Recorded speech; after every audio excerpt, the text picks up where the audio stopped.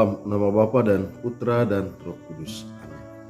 Saudari dan saudara, salam seroja, sehat rohani dan jasmani. Judul permenungan dan inspirasi kita pada hari ini, kepedulian dan solidaritas. Ayat emas kita diambil dari Injil Yohanes bab 12 ayat 24. Aku berkata kepadamu, sesungguhnya jikalau biji gandum tidak jatuh ke dalam tanah dan mati, ia tetap satu saja. Tetapi jika ia mati, ia akan menghasilkan banyak buah. Saudari dan saudara, hari ini kita memperingati Santo Laurentius Martir. Santo Laurentius termasuk salah satu dari ketujuh diakon agung yang bekerja membantu Sri Paus di Roma. Oleh Paus Sixtus II tahun 257 sampai 258, Laurentius ditugaskan mengurus harta kekayaan gereja dan membagi-bagikan derma kepada para fakir miskin di seluruh kota Roma. Ia juga melayani Sri Paus dalam setiap upacara keagamaan. Ketika Sri Paus Sixtus II ditangkap oleh serdadu Romawi, Laurentius bertekad menemani dia sampai kematiannya.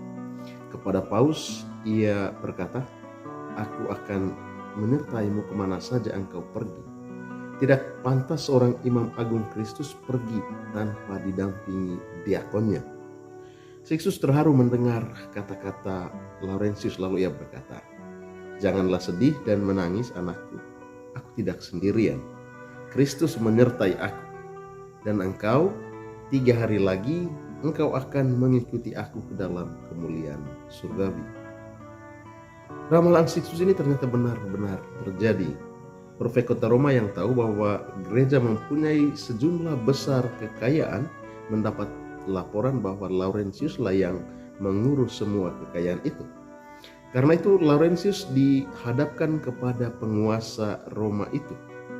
Laurentius dibujuk agar secepatnya menyerahkan semua kekayaan gereja itu kepada penguasa Roma.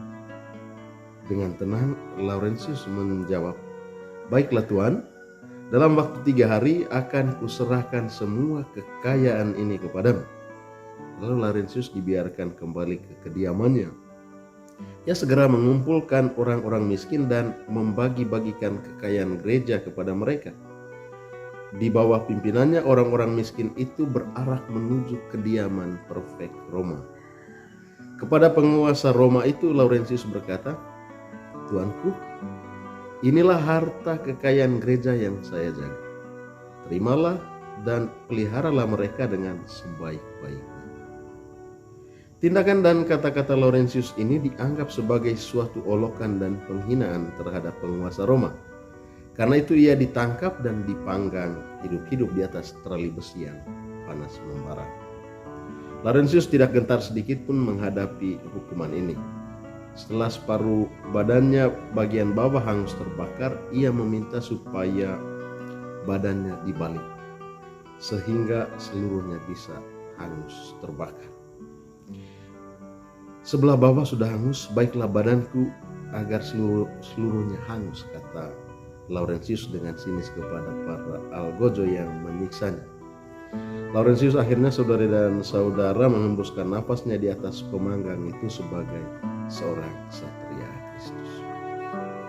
Santo Laurentius adalah biji gandum yang mati dan berbuah banyak. Perhatiannya pada fakir miskin adalah tindakan yang menuntunnya pada jalan kemartiran. Darah kemartirannya adalah benih bagi semakin bertumbuh dan berkembangnya solidaritas dan kepedulian di dalam gereja. Semoga saudari dan saudara, semangat Santo Laurentius mengobarkan semangat kita untuk mewujudkan semangat solidaritas dan meningkatkan kepedulian di dalam diri kita.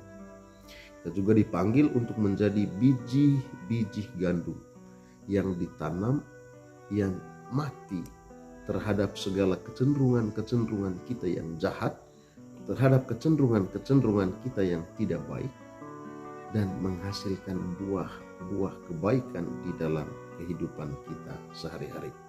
Kita juga dipanggil untuk menjadi martir, tapi kemartiran kita adalah cara hidup kita, kesaksian kita, sikap-sikap kita, kepedulian dan solidaritas kita.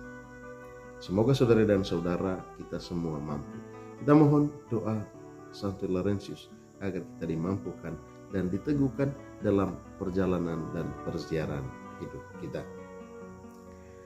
Kucing Anggora milik Anggita, semoga kepedulian dan solidaritas menggelora di dalam diri kita.